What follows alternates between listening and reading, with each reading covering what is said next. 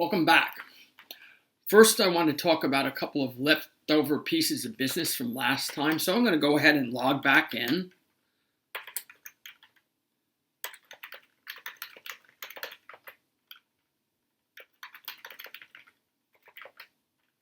All right. First of all, the Willy Wonka question. Can you careen off the edge of the file system like people imagined in the days of yore that you could fall off the edge of the earth? Well, we're going to check that out right now. So right now, here I am. I'm going to go cd .. And I'm all the way up in the top. Now, think of the movie Charlie and the Chocolate Factory. There was a button on an elevator that had never been pushed, and they finally pushed it, and the elevator went crashing through the ceiling of the chocolate factory. But watch what happens when I do this. Ooh, the root directory is its own parent. Have no fear. You can't go off the edge of the file system. So if I go cd non-existent,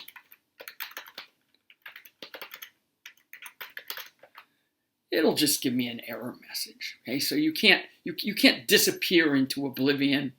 Unix will keep you on the straight and narrow. Let's go back here. Now, one other thing I didn't mention last time is options come in two types. One type is the short form. So if I go ls-l, I list my files, right? But if I go ls-a, I can do this. I can go ls -all, -all. That's called the verbose option. On a Mac, use a single dash for verbose options. On a Linux machine, you use a double dash. So some options have short names and long names, and they can be combined. You can do things like ls, -all, -t,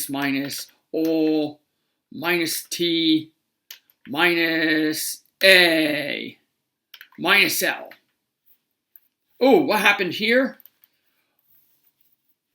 All the files, including dot files, got listed.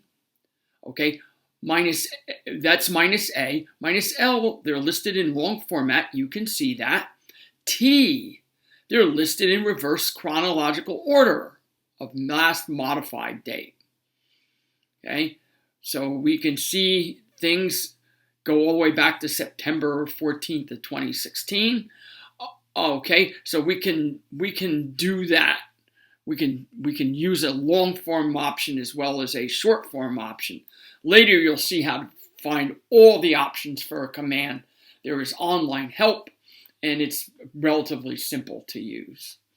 Okay, so that was the unfinished business from last time. Now, what I promised you this time is for you to learn about moving files around, deleting files, okay, and copying files. So there are three basic commands you're going to learn about. Okay, so let's cd back home, and let's cd into birds. And suppose I don't want the condor anymore in my zoo because it's too expensive to create a habitat. To remove a file, you do this, rm. rm removes. And when it removes, that file is removed for good. Now, these commands are dangerous. And what they can do is something called clobbering a file. When a file's clobbered, its contents become unlinked from the file system, and you're not going to find it again unless you spend a lot of time and a whole lot of money on trying to recover it. So removal of files is removal forever. Now, one thing that I did in this account is I set it up in such a way that removing a file, before you remove a file, it will ask. Now, if you don't have that, I'll show you how to add that feature in a very simple way. Let's do this. Go yes, let's go like this. We're going to say alias rm equals, oh no, sorry. No, let's not get into that. RM just removes. Now, I've set my account up in such a way that it will ask. Your account might not do that. Later on, when we learn how to edit, I'll show you how to set this up. Okay, so if I say yes, that file condor is gone. It is unlinked from the file system. Now you might think, how can a file be unrecoverable if you unlink it? Well, think about this. Da, da, da, da, da, da, da. Oh, it's your wedding day. And you and your wife are about to go on your honeymoon and the reception's over. And the last thing you're going to do is you're going to take a balloon ride over New York City. And you're going to have champagne and caviar. And, you know, your wife, she has this brand new wedding ring. It's got like a 3-carat diamond on it. And so you're going to go floating over it. And you know, you have a little too much champagne and uh-oh, you have your first little marital quarrel. And sometime during that quarrel, your wife becomes annoyed at you. And she takes her ring off and she flings it out of the gondola somewhere over New York City. Well, you know, you get back to your hotel room and then you go to bed. And about 3 o'clock in the morning, you sit up, bolt upright. You remember, what happened to that ring? And you say the ring is gone. No, the ring isn't gone. The ring is somewhere lying on some surface in New York City, or possibly under 10 feet of murky water of the East River. Who knows? That ring isn't gone, but it's lost. And when you clobber a file, it is similarly lost. So this is dangerous. Be careful, because remove removes files forever. You can remove one file. Now, while I'm here, let me show you a convenient feature of the shell. I typed FL and I hit the tab key. And if it can complete, it'll complete as far as it can. And here I completed all the way. All right, TO. And if I do this, okay, my account asks, yours won't. Okay, so Flamingo, Penguin, and Toucan are all gone. By the way, if you're an NCSSM student, your account is automatically configured so that you are protected from accidentally clobbering files. So remove removes a file. Now, one thing remove will not do, let's go cd ... is it will not remove a directory. How do I get rid of a directory? I say rmdir, birds. And birds are now gone. So rmdir removes an empty directory. Now I'm going to go ahead and put something inside of mammals. Watch me do this without changing directories. I'm going to say touch mammals /lion. I just put a file named lion inside of mammals using a path.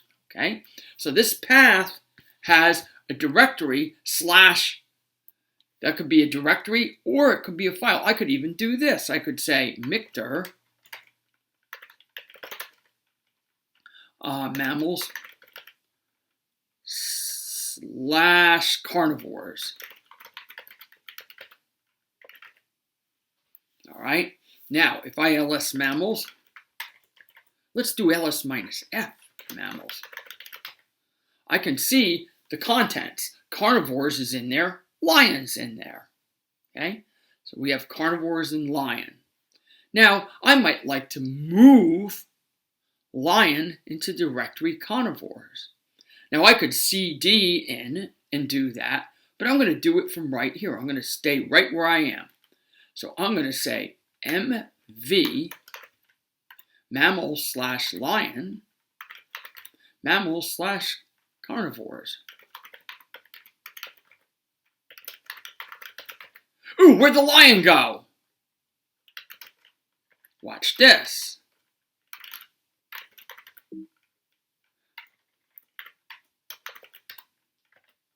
Okay, the -R option on ls is recursive, and that will list the directory and all the stuff inside of it, so you can get a whole lot of stuff spewing to the screen if you do this. All right, but you can see here, inside of mammals is carnivores, inside of carnivores is lion, so that's where your lion is. So MV, one thing MV will do, MV is a protean command. That means it has several purposes. Now, if I put a little hash here, this will be ignored by the shell. MV can move a file into a directory. All right. Now, that file can be a regular file, or it could be a directory. Move one directory inside of another. That's a perfectly legit thing to do. Okay, so MV can do that. MV can also do this. Let's CD into mammals, carnivores. All right.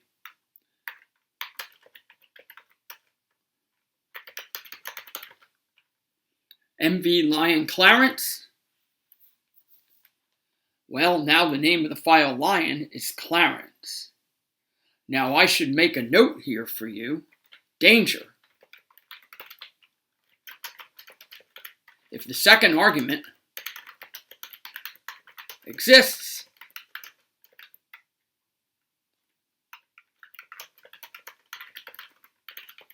it is clobbered. Okay? So if I rename a file to the name of a file that already exists, that file's contents are clobbered and they are lost. Okay? Now, if I touch lion here, all right, and I go MV lion Clarence, overwrite Clarence, see, it's going to ask me. On your machine, it's not going to ask you unless you make the necessary changes so that this does not happen. So I can say yes or no here. I'll say yes. All right. So MV is dangerous. All right. If the second argument is a folder, it just moves something inside. That's not dangerous. If the second argument is a regular file, that file will get clobbered. So you need to be careful. So there's rm, remove, which clobbers a file. MV, which can rename a file or place a file inside of a directory. Now here's one other thing it can do. Let's go cd ... Let's see. Let's get some carnivores. How about a wolf, a dingo? Yeah, that's good.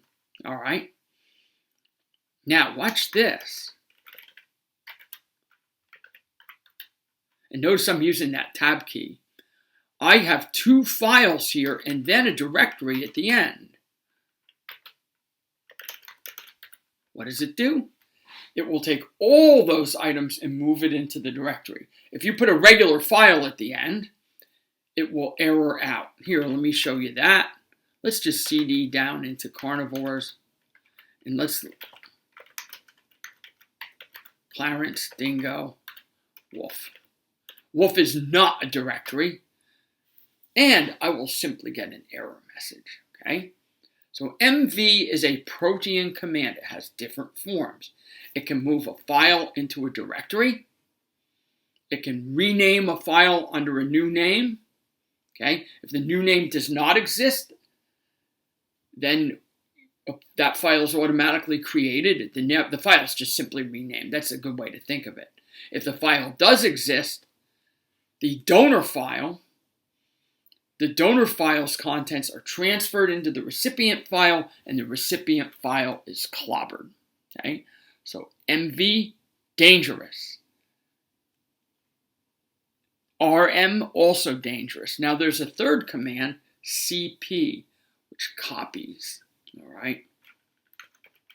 Let's CD, and I'm going to demonstrate to you that CP in fact does copy. So let's do an ls minus a, and let's do this. Let's go cp.bashrc quack. Okay, now you can see there are two files here. This is the donor. This is the recipient. Okay, now since this file does not exist, quack does not exist, quack is created and a copy of the bashrc file is placed in it. Now here's a new Unix command you've never seen before, diff.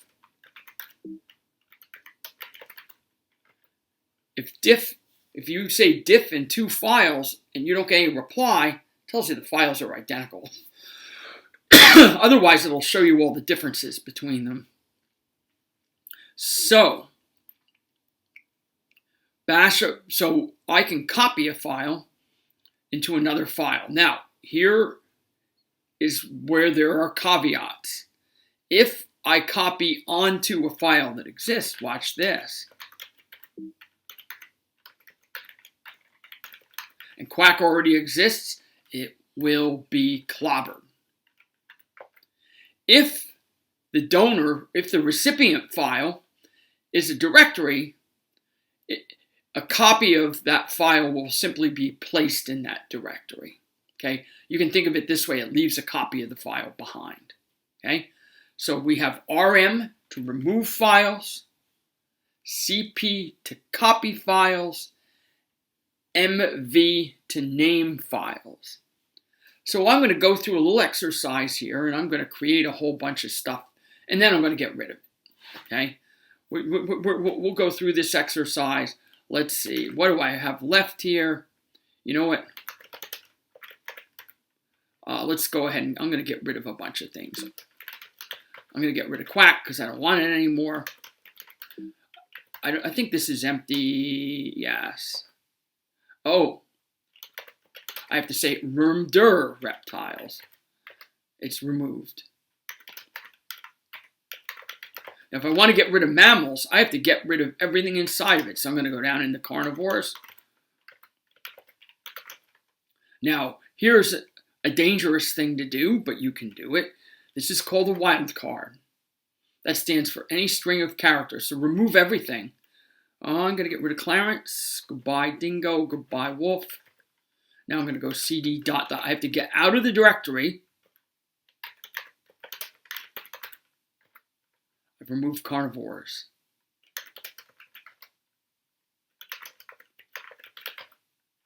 Ooh. Okay. And now I'm back to my original state. I've gotten rid of everything that I created. So let's go ahead and fool around with this a little bit. Let's make vehicles.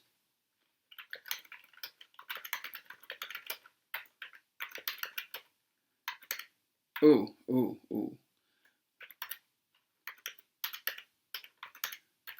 Take advantage of that tab key. All right. Buses. All right.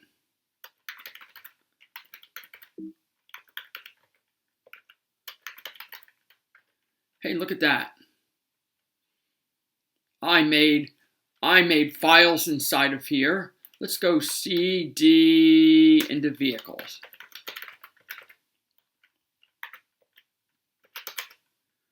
DAR. Hey, look at that.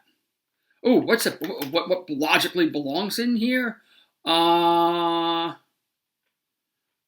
do. Buses. Ships. Oh. Yeah, because it could be a cruise ship. What the hey? Passenger.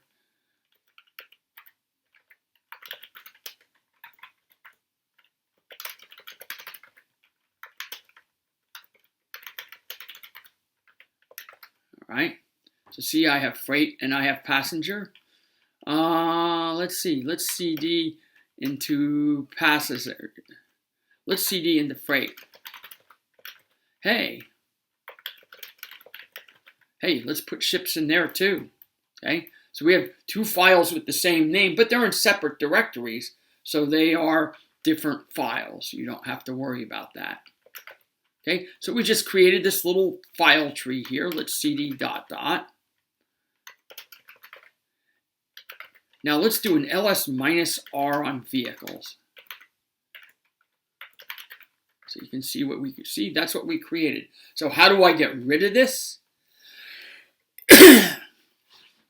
What I need to do is I would need to go down into vehicles, and I would have to go into freight, and I would have to get rid of some things. Oh, I accidentally made ships be a directory.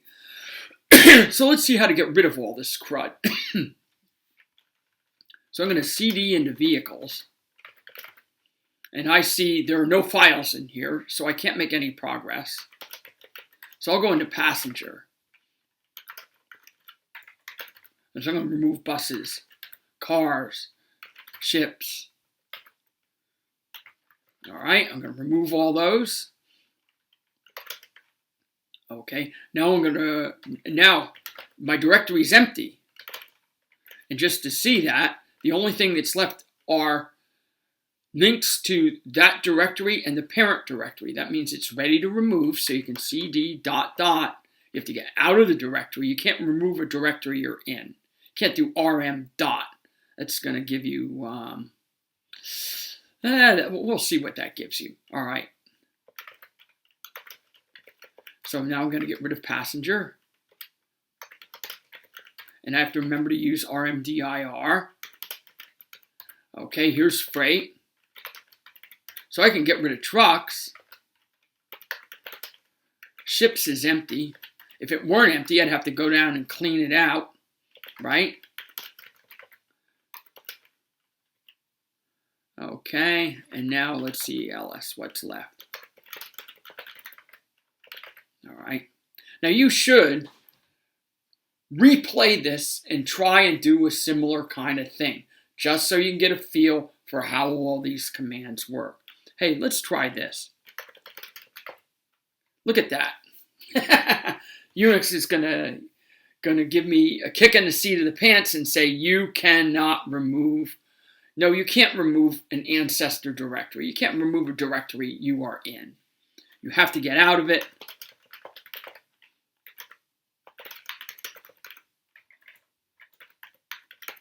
All right. So now you've learned about removing files, copying files, and renaming files. And we've gone ahead and restored our account to its original appearance. Now, one thing I failed to mention last time that I will mention this time is when you're done, exit cleanly. That means type exit, hit enter, and that closes your connection, and then your session is over. So now, what have we done today? We've learned about a few things. We learned that there are long and short options, but we don't know how to find out about them yet, but we will find out about them. We've learned about we learned about rm to remove, mv to rename or to move a file into a directory, cp to copy a file, and we've learned a couple of new options about ls. -t will list things in reverse chronological order. If you try -tr, it will put them in chronological order from earliest to latest. You should try that on your own. So next time, we'll continue our exploration of the Unix file system.